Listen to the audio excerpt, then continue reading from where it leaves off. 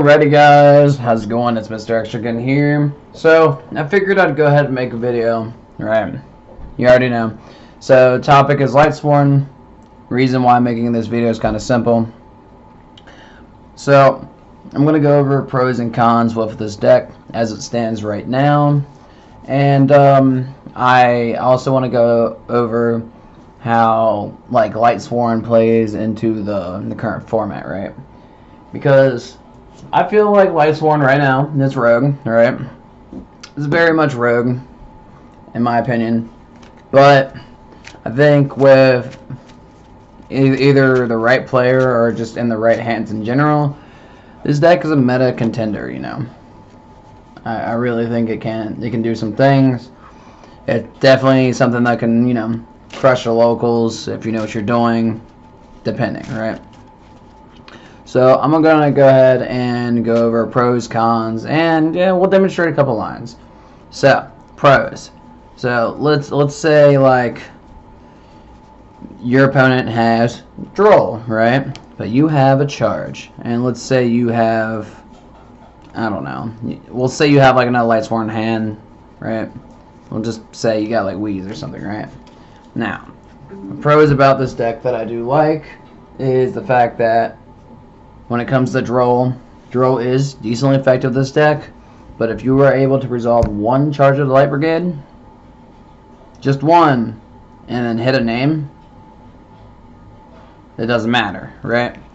So, reason being is if charge goes to resolve, you're going to get your Dragling, obviously, or I'll just show you which one that is real quick, because Dragling is your #1 thing to get into your board, right? Or to get to your big chunky board, right?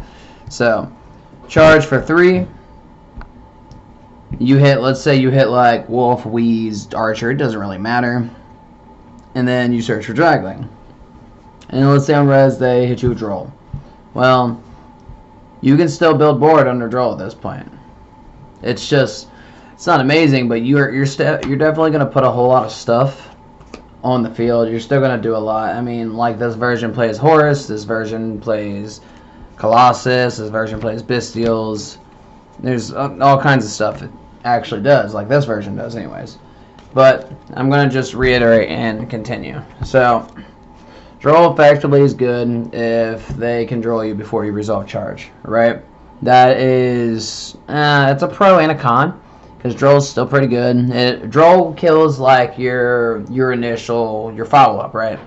So, let's say like they droll you early in, it just means you're not going to be using Lebellion, you'll still be able to do Colossus.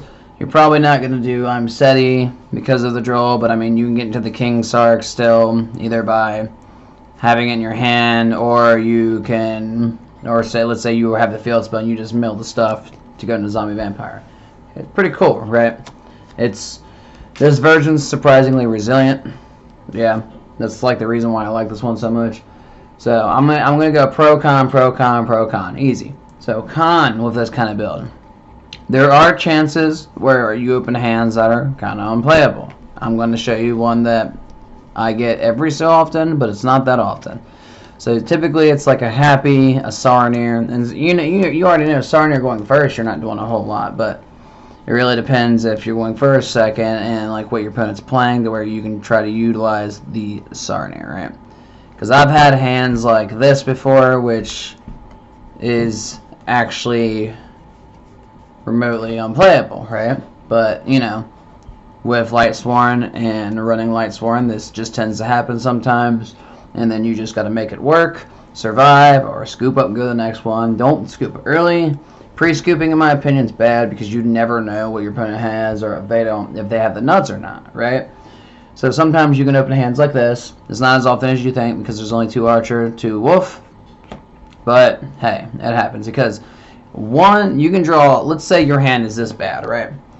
This is a con because this can totally happen once in a while.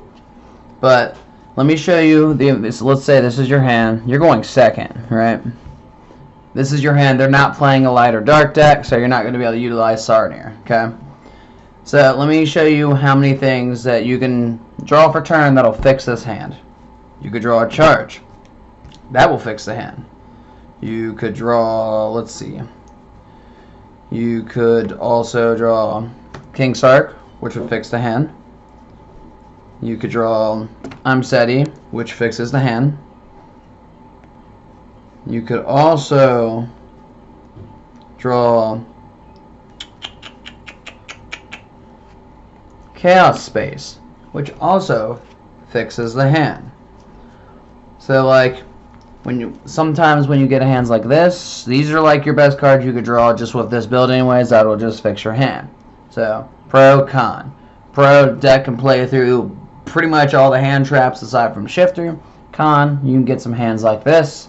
Pro, again, all it takes is for you to draw one of several different cards to fix your hand. And you could also draw Wheeze. Wheeze here would also fix your hand. These are just examples, guys. But moving forward. So, pro, con, pro. Next con. So let's say they have shifter. You die to shifter. You're gonna live there and die there to shifter. So with this build, you only have one option to deal with shifter. Hope you have one of your normal summons and make your spears. You don't want to commit anything else because spears might buy you an additional turn and you don't want to banish a bunch of your shit unless you have punishment. If you got punishment, then you're fine. You can kind of play into it, right? So it lives and dies by shifter. That's one shitty thing about it. But it's a graveyard deck. What do you expect? Now, that is a con. Let's go with another pro. Now, one thing I noticed since I started playing this, right? And this is one thing I noticed with this format specifically too. So, we're going to go over the shufflers real quick.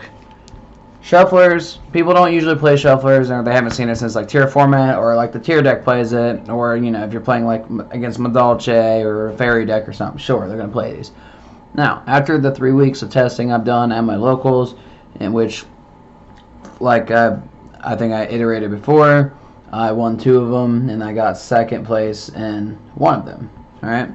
These shufflers are so good in the format that it is criminal. It is criminal how good it is. So again, another pro. Now, another con. I got one more con for you guys. This is just, every deck has pros and cons, right? You could also whiff. But this build is pretty hard to whiff. It does happen from time to time, but I mean, most of the time you're just trying to get a lightsworn name engraved, bro. Anyways, so I'm going to show you, look, the most basic line you could do, right? And all you're going to need, let's say you have, because you don't need a whole lot to do it, but I'm just going to grab like the general pieces you can use here to do it, right? Let's say you got a Foolish Burial. I know it's a 1-up, and you all can complain about it later, and Dragling. This is just 2 cards, right? You could do like King Sark, another lightsworn hand, yada yada. There's a lot of, these are just good examples. So what you can do is you just Foolish Burial, right?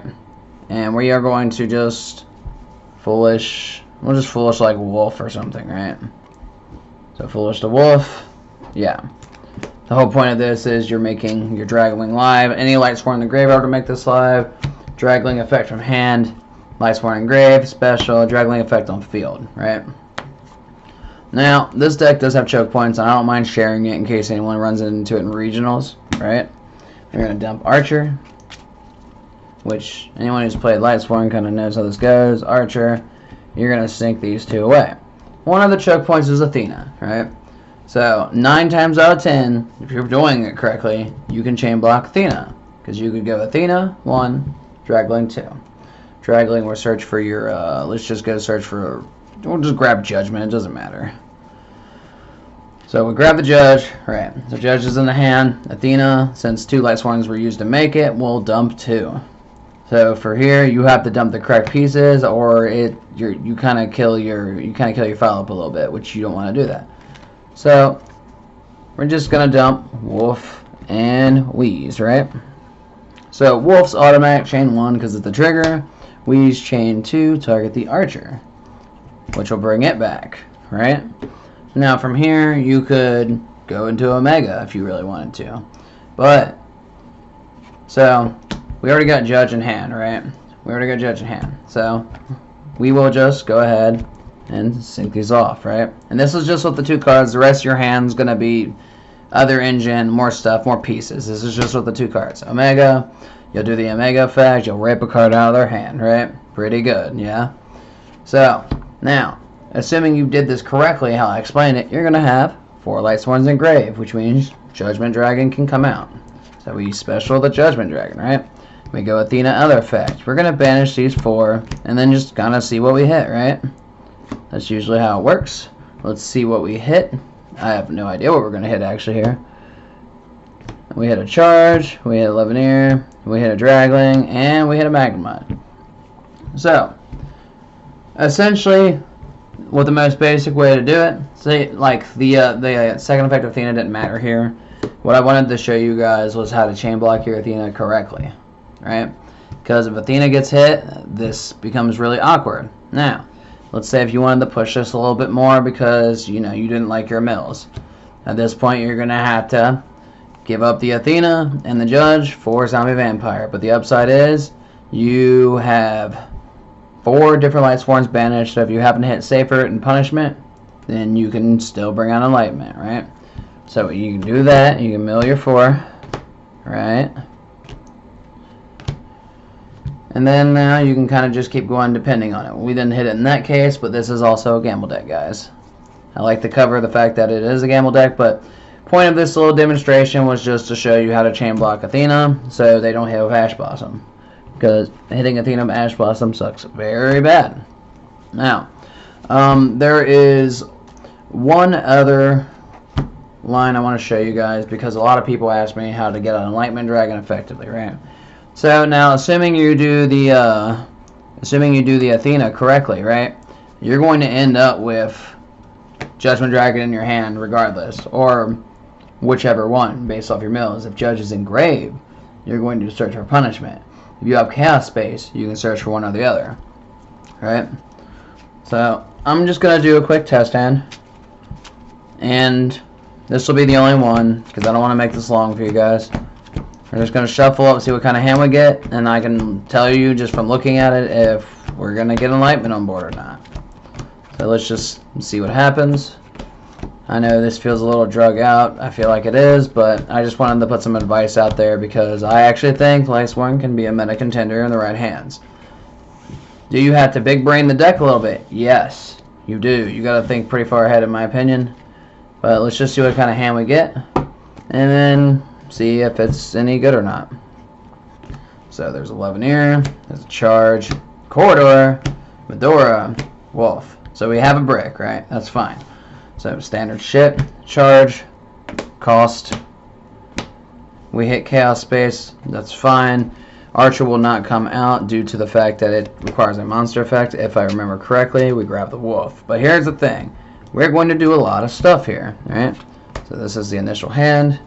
Now, let me double check, because I'm pretty sure Archer has to be by monster effect. Yep. So Archer would just hang out in grave. Then we just go Dragling, Dragling. And then we are going to go ahead and dump the other Archer. Archer effect, special, you know, good stuff. Sync these away, right? You already know. Athena. Athena 1, Dragling 2. I always like searching Judgment because Judgment's easier to get out than Punishment. And then Athena will do its dump as well, which will be this and that. We'll go ahead and do a nice little cut because we're going to be milling more cards here in a second. Alright, Wolf will be chain 1, Weasel will be chain 2, grab Archer. Alright, so from here we can just sync those away. Into the Omega. Omega effect to do the rip. Cool. We have 4 engraved. Special Judge. Athena effect. 1, 2, 3, 4. 1, 2, 3, 4. Now, we whiffed it a little bit here, but that's honestly not terrible. We have a shuffler, we also have a shuffler in hand, we also have Colossus access, which isn't terrible. Now, we're going to do some fancy stuff. That Omega, we are going to use Chaos Base, we're going to banish that. We're going to put Omega back to draw a card, guys. Put Omega back, draw a card. Drew Wheeze. Oh, we can do a lot of stuff here because Wheeze and Wolf. We're going to do a lot of stuff here, guys. So now, we are going to go Wheeze effect, which Wheeze tucks the Wolf on top for cost. Special, Wheeze will mill 2. You're going to mill Wolf in a charge. Wolf effect, special. Now at this point we could, if we wanted to, we can go into Crimson Dragon, but we really don't need to. We want to keep dumping cards because we're looking for punishment right now. So we're going to go ahead and overlay into Minerva. Minerva effect, mill 3. Okay. That's more cards in the graveyard. That's not really a big deal to me. Okay, so from here, now we go into the backup option. So we just keep on going, keep on trucking. There's the zombie with the super bright light. Hold on, let me do my detach. 1, 2, 3, 4. Now that is a width, but this is a gamble deck, guys. You gotta remember that. Aegis will still set itself, which is fine. We actually didn't hit nothing off the zombie, which is not amazing, but so Aegis will set itself, which means at this point I will leave the Minerva on the field for like the Omni negate. But hey, we'll keep pressing on. We could have also used the Levineer as well and did that, and then kept the Athena on the field too, which each their own. And we could have done Starneer effect earlier to dump Lebellion, but we already have 2 in graveyard, so we are fine. But we're going to do some spicier stuff. So let's go. We'll go Kildo. We're going to put back this. Going to put back.